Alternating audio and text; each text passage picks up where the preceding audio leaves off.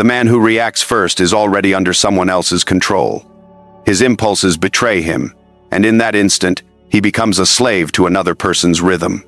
He is no longer an independent actor, but a puppet dragged into the tempo of another's agenda. While he rushes to defend himself, his opponent has already placed the next snare, a move that forces him deeper into vulnerability. This is the quiet reason why the most commanding figures in courts, corporations, and kingdoms often move with a sense of calm that borders on slowness. Their composure is not weakness. It is a conscious strategy built on the recognition of a truth that most people never understand. Timing is power. The one who reacts first is often the one who collapses first. Machiavelli warned that predictability is a trap. Yet even more dangerous than being predictable is reacting too quickly. In politics, the first man to answer surrenders his advantage. His emotions surface, his anxiety becomes obvious, and his lack of leverage is revealed for all to see. The strategist who understands power resists this impulse. He holds back, he watches, he waits for others to uncover themselves. Their fears, their motives, their real degree of control all rise to the surface while he remains still. And when the entire picture has formed, only then does he act. This is not hesitation. It is exactness. It is the art of controlling the battlefield by first controlling one's own impulses. In the modern age, this principle is even more critical. Instant messaging, viral anger, and emotional bait are designed to lure people into revealing themselves too soon. The trap has only changed its form, not its purpose. What once played out in royal chambers now happens on social platforms and in boardrooms. The ability to delay your reaction, to withhold the emotional outburst that others are expecting, is the closest thing we have today to psychological invulnerability. Silence makes most men uncomfortable. It unnerves them. When you refuse to react, they feel compelled to keep speaking, to fill the empty air, to push you toward a reply. And in that effort, they expose far too much. Their insecurities slip out. Their intentions become transparent. Their emotional state betrays them. All you had to do was remain still. Machiavelli entered the courts of power and often said little. He allowed others to speak past the point of caution, to make assumptions about him, to reveal their hand. And when they thought they understood him, when they mistook his silence for weakness, he spoke in words that were sharp, economical, and heavy with weight. He did not win by being the loudest voice in the room. He won by letting others disarm themselves with their own mouths. This principle applies just as much to your own life. When someone pressures you for an immediate answer, resist. Let them wrestle with their own impatience. Let them reveal the angle they are hiding. Timing is not just a detail, it is a weapon. And the one who wields it with intent always controls the exchange. To the untrained eye, slow responses may appear like hesitation. But to the strategist, delay is leverage. A pause before answering makes your words appear measured and detached. A moment of silence in a confrontation generates tension, and tension makes the other person question their own footing. If someone insults you, the instinct is to fire back. But the stronger move is to hold their gaze, say nothing, and let the silence harden.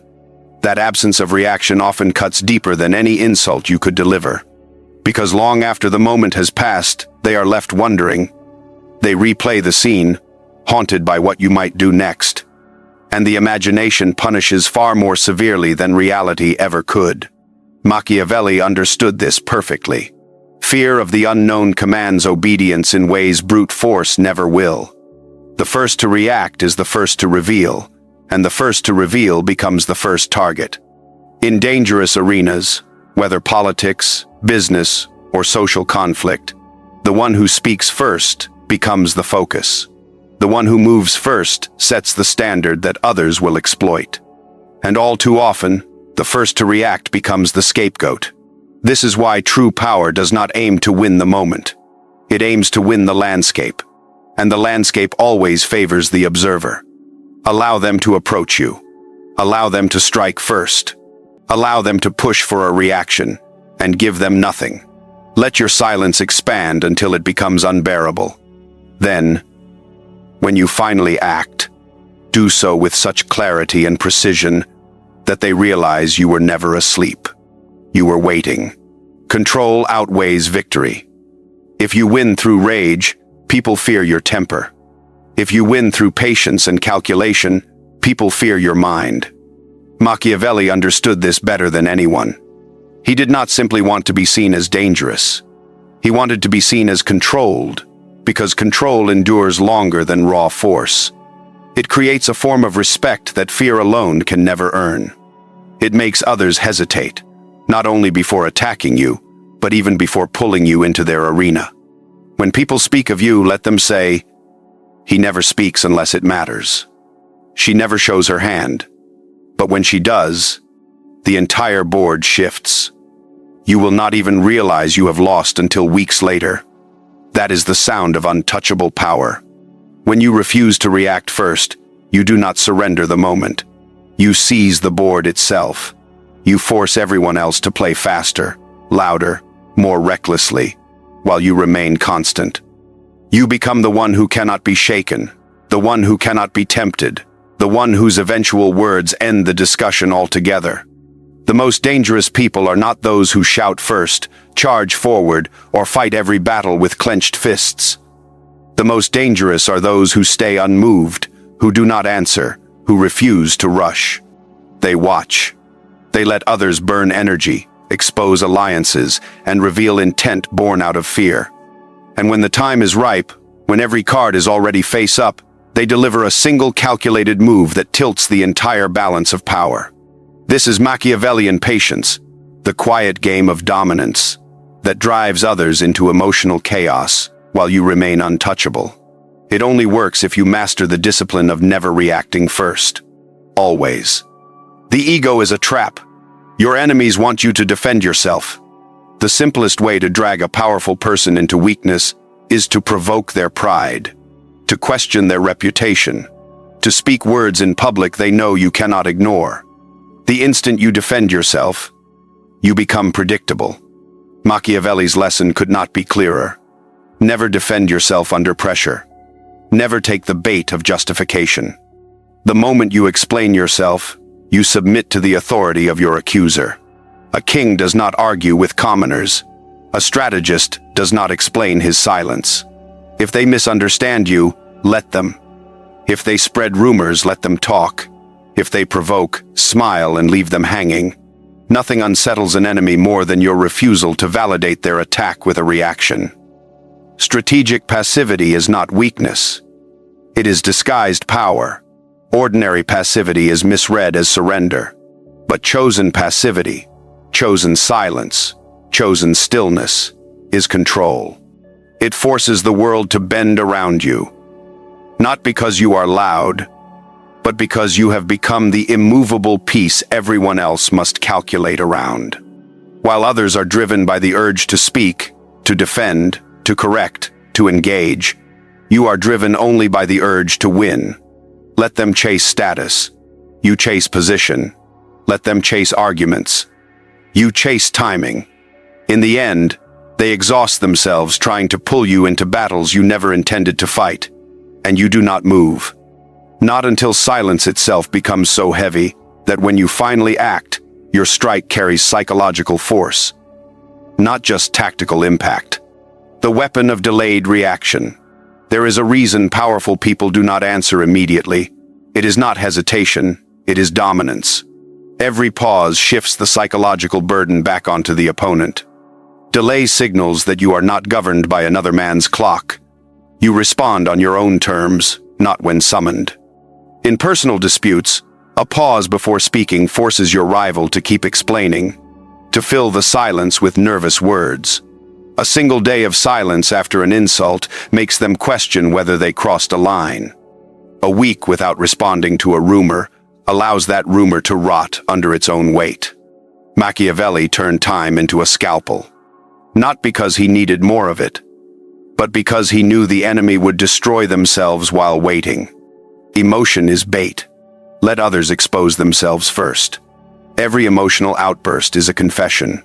Anger reveals fear. Defensiveness reveals insecurity. Excessive apology reveals guilt. The moment you respond with raw emotion, even if you are right, you hand over a psychological map of yourself. You show them what provokes you, what offends you, what you feel desperate to protect. Machiavelli never displayed anger unless it was calculated. He waited for others to burn with rage so he could read them, learn their priorities, and uncover the fears hidden beneath their noise. Once he saw their weakness, he struck with calm precision, and the cruelty of that precision was what made him unstoppable. The lesson is clear. Let them feel first. Let them bleed emotion. You remain composed, because the one who keeps his composure dictates the tempo of the battle. There is power in being unreadable. A unique fear surrounds those who cannot be easily read. People who do not react in predictable ways, whose faces reveal nothing, whose tone does not shift, whose timing cannot be anticipated. This is not about becoming robotic. It is about becoming deliberately elusive. When others do not know what offends you, they cannot design an insult that hits. When they do not know what excites you, they cannot manipulate you with rewards. To be unreadable is to be untouchable. And to be untouchable is to be beyond control. If you want psychological invulnerability, master the art of making others study your silence while you study their desperation to break it. That desperation is your advantage. Let others make the first mistake. When you withhold your reaction, the weight of action falls on them. Under pressure, especially when attempting manipulation, people overplay their hand. They push too hard. They expose too much. They move too early. And in doing so, they create openings that would never exist if you had reacted first. Let them lie. Let them boast. Let them build their trap too wide. You stand just outside its reach, watching, waiting, allowing them to believe they have already won. Then, when they are fully exposed, you move. And you do not need to make noise. A quiet strike, delivered at the precise moment, destroys 1,000 frantic moves made in chaos. In silence, you become a mirror. One of Machiavelli's most subtle tactics was allowing others to project their fears, desires, and expectations onto him. He remained vague, quiet, unreadable. And in that emptiness, people began to imagine who he was. They assigned motives to him. They created doubts. They built respect. And they even bred fear. But all of it was only a reflection of themselves. He simply reflected back. The moment you react first, you rob others of this projection. Yet when you remain still, they fill the silence with their own assumptions. And most often, those assumptions end up working in your favor. Let them think you are angry. Let them think you are weak. Let them guess. Each false assumption poisons the strength of their future strategy. Doing nothing can turn the entire room. Sometimes the greatest move is no move at all. When a group turns its back on you, do not beg. When whispers circulate, do not explain. When you are treated unjustly, do not thrash about. Just wait. Watch. Allow events to unfold. Betrayers, slanderers, and agitators often burn their own credibility if given enough rope. Machiavelli understood this well. He would sit through betrayals, knowing that factions inevitably collapse under the weight of their own contradictions. And when they fell apart, he emerged unchanged, unshaken, untouched. The more you can do nothing while others consume themselves, the more terrifying your presence becomes. They will say, "He never even reacted. She did not lift a finger. Yet we lost." That is not just domination. That is legend. You do not need to speak first. You do not need to answer at all. Let the world shout. Let the room twist and turn. Let your enemies exhaust themselves trying to draw you out. For when you master silence, timing, and emotional stillness, you do not merely become intimidating, you become untouchable. In the corridors of power, true authority rarely belongs to the loudest speaker. It belongs to the one whose silence alters the atmosphere, to the one no one dares to speak before, to the one whose opinion is awaited by all, to the one whose reaction defines the entire room. precisely because it has not yet come. This is the ultimate form of refusing to react first, when the principle expands beyond personal interactions and grows into social command. Machiavelli was not only a master of psychological warfare. He was a strategist of human environments. He knew how to control factions, circles, and courts by speaking less than anyone else. Build your reputation through restraint, not through assertion. In groups, most people think influence comes from visibility, from constant contribution, from being the loudest voice in the struggle to be heard. Machiavelli would disagree. True dominance in a room comes from the one who speaks least, but whose words carry deliberate force. Your silence is not passive, it is charged. It makes others second-guess themselves. It makes them crave your input. And when you finally speak, even briefly, everyone listens. Not because your voice is loud, but because your restraint has given it weight. The first to react is always at the mercy of the conversation. The one who waits is the one who directs it. This is how authority is built in silence. In meetings, say little but shift much. Every room has a hidden hierarchy. It is not the official structure written on paper. It is the emotional map.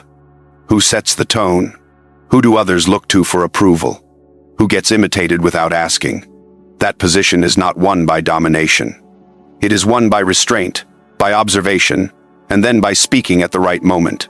When the stakes are high, the less you speak, the heavier your words become. Remain silent for the first 20 minutes. Watch as everyone reveals their motives, their insecurities, their loyalties. Notice who craves attention. Notice who positions themselves as leaders. You are learning the game before you even play. And when someone makes a bold suggestion, an accusation, or a daring move, wait one beat, maybe two. Let the tension build. Then cut it with precision. A single sentence, a sharp insight. That is enough. You have just realigned the entire room around your voice and made everyone reconsider their next words in the shadow of your response. Let others build alliances first, then weaken them. In every group or structure of power, alliances form quickly, but most are born from emotion, not strategy. They are held together by whispered agreements, common enemies, or superficial attraction. Allow them to form. Smile politely. Speak sparingly. Then watch for cracks. When the weakness appears, apply subtle pressure. A whispered doubt to the right person at the right time. A cold remark about someone's reliability. A delayed correction that plants suspicion in a loyal follower's mind. If you attack alliances too soon, you mark yourself as the enemy. But if you wait, letting instability ripen and adding just enough fuel to deepen the fracture, they will tear each other apart. Empires do not collapse only from outside assaults. They collapse from seeds of doubt sown quietly by someone who never looked like a threat. Appear neutral until choosing a side serves you. In environments thick with conflict, pressure always builds to choose early. The ones who react first usually do so out of fear. Fear of being left out. Fear of being labeled indecisive. But those who play power with skill never commit to a side too soon. They let the battle lines be drawn. They let passions flare. They hold a position that cannot be pinned down. This creates two advantages. Both sides seek your support, and you gain the power to decide the outcome by choosing only when it matters most. Machiavelli built his strategy on this principle. Let others fight. Support the side that will owe you the most when they win. And if both sides destroy themselves, better still. You step into the ruins untouched, with clean hands and with power waiting for you. Use delayed reaction to redirect criticism and claim the spotlight. Silence does more than control perception. It diverts blame. In any group, the first person to react usually inherits the weight of pressure. The one who remains quiet, whose thoughts are still unknown, becomes the figure others instinctively associate with stability. When tensions rise, do not rush to fix. Do not defend yourself. Do not seize control. Allow others to scramble. Let them throw accusations, assign blame, posture as saviors. And when the dust settles, When regret begins to sink in over what has been said or done, you step forward, calm, collected, precise. You speak not as a participant, but as someone above the fray. In that moment, criticism passes over you. The spotlight shifts to you, and your influence expands while everyone else struggles to recover. Never defend. Redefine. In group settings, when accused or challenged, most people instinctively defend themselves. That is the trap. It is reaction. A Machiavellian mind does not defend. It reframes. If someone attacks your intentions, do not deny. Redirect the story. If I were emotional, I would be reacting the way you are now. But I am here to solve the problem. With one sentence, you cast their aggression as immaturity and your restraint as authority. The room now sees them as unstable, and you as the adult in the room. Every defense is a cage, but every pause is an opening, a chance to step out of accusation and rise to a higher ground. By redefining instead of reacting, you write the narrative that others are forced to follow. Time your final move so that it feels inevitable. When you never react first, when you let others expose, divide, accuse, defend, and collapse, your final action takes on the quality of legend. Not because it is dramatic, but because you wait for the exact moment when any other move would look foolish. They fight, they flail, they reveal themselves, they fail to resolve anything. Then you appear, the figure who has remained calm, detached, sparing with words. Now when you speak, it does not merely sound intelligent, it sounds necessary. When you act, it does not appear ambitious. It appears as the restoration of order. You did not react first. You let them burn themselves out. You let the room turn chaotic. And then you walked through it untouched. That is real power.